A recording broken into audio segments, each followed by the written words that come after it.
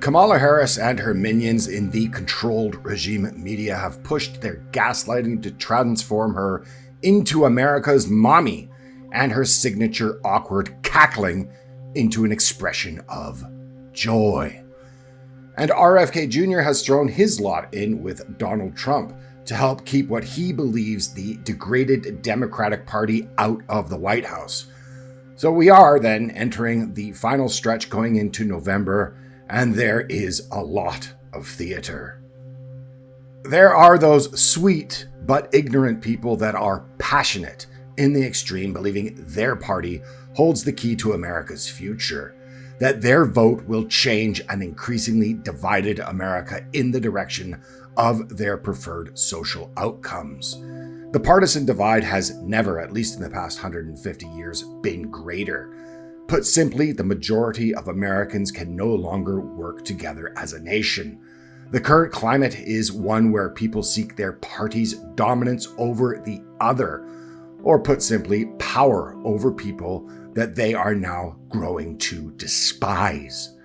Partisan differences are no longer about left and right, but are now equated with good and evil. Compromise is no longer possible. However, what they and most Americans fail to understand is that it is not the Congress or president that shapes the vast majority of laws that the country is governed by, but it's the names like Lockheed Martin, Boeing, Amazon, AT&T, Alphabet, Pfizer, and AIPAC that write the laws of the land, not the senators and congressmen that warm their seats in D.C. And it's for this reason that besides the lip service that they pay to their base, the government hasn't been run of the people, by the people, and for the people for a very long time. And sorry to be the one to say it, most of what we're watching now in the lead up to November is theater. And I'll explain why in just a few short minutes.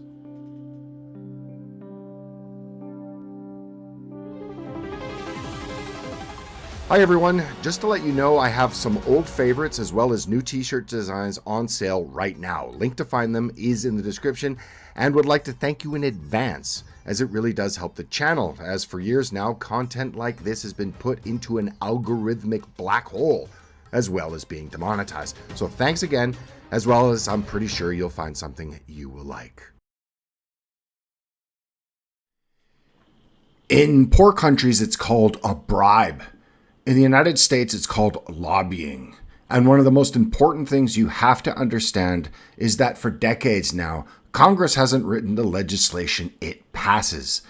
Legislation for years now has been subcontracted out to K Street, or the Street of Lobbyists. While the country has been distracted for months now with the debacle of the lawfare against Donald Trump and the senility of Joe Biden, and then the palace coup within the DNC to remove him, what the vast majority of the American people fail to understand is that the lobbyists and their army of lawyers, well, it's they that write the laws on behalf of their clients like Lockheed Martin or AIPAC, for example. And it is the congressmen they support that are then tasked to sell those laws. In modern DC politics, there's not a single elected member of the House that actually writes laws. How it works in reality is that there are entities that are euphemistically called special interest groups, be they banks, pharmaceutical companies, multinational conglomerates, and as well foreign governments. And put simply, the construction of legislation in DC more resembles a business that is run for special interests than it does anything approximating a process that represents the people of the United States. To be clear, in almost all instances, there are no elected officials involved in the actual process of creating legislation. It's up to the lobbyists that are usually deeply embedded in DC, with a vast net of contacts that do it, and then it is their job to sell it to the elected officials there that are in DC, supposedly to be looking out for the interests of their constituents. And this is helped along and carried out via events called junkets that involve gifts, travel, dinners, venue tickets that are usually consummate in value to the individual official, as they are to the benefits the special interest will receive should the legislation pass into law. Put simply, when you're voting for a representative or a senator, you're not voting for a person that will write legislation. Lobbyists do that and are paid to get individual politicians to vote for the interests of their clients.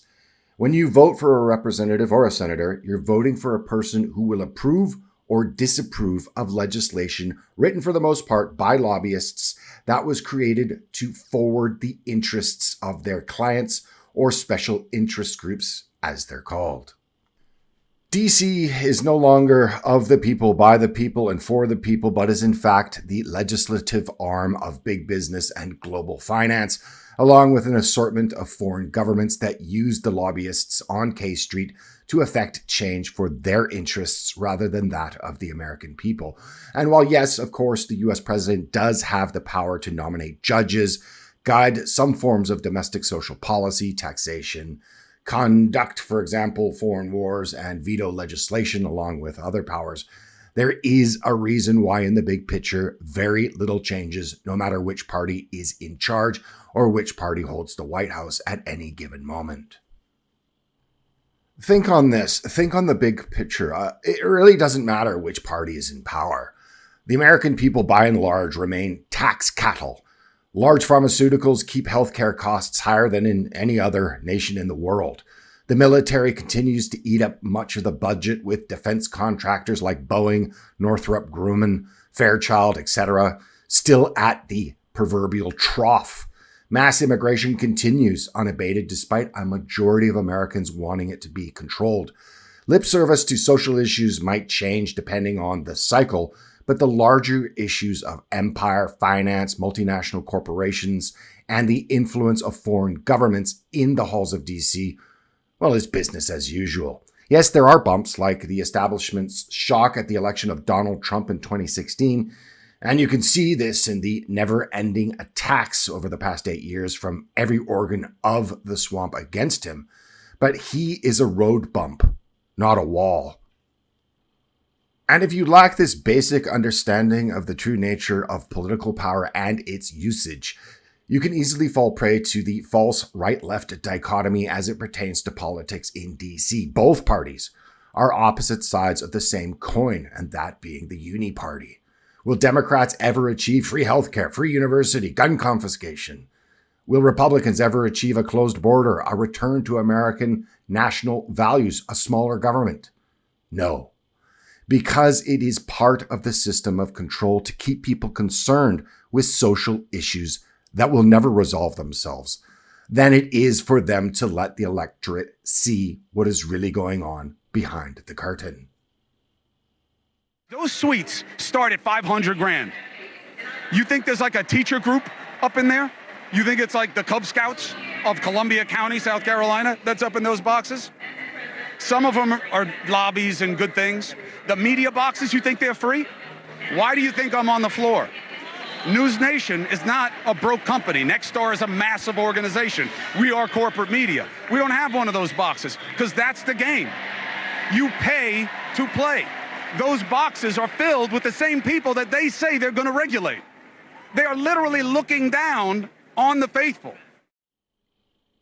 Even the disgraced CNN anchor Chris Cuomo, well, he blasted the Democratic Party for pledging to go after corporations over price gouging, even as it charges big donors between $500,000 to $5 million for luxury suites at its Chicago convention. Well, in some, politics used to be the art of compromise, but now America is completely polarized. Some say that if this polarization continues to go unchecked and makes the country ever more dysfunctional and prone to emotional temper tantrums of voting blocs that think their political voice is being muffled, well, things will only get worse and continue to rip the country apart. Well, to be honest, that's not really going to make one iota of difference to K Street and within the halls of DC. And this false spectrum, this false dichotomy presented to the American people is there for a reason. And it's about time people on all sides realize that. It will be an interesting next few weeks. Thank you very much for watching. If you liked the video, please check to see that you're still subscribed, as YouTube has unsubscribed tens of thousands of people without their knowledge or consent. If you'd like to help this channel, it'd be very much appreciated. Ways of doing so are in the description. As well, you can find a link to the excellent merchandise, as you saw at the beginning of this video. That also very much helps the channel. So thanks again, and I'll see you in the next video. Bye for now.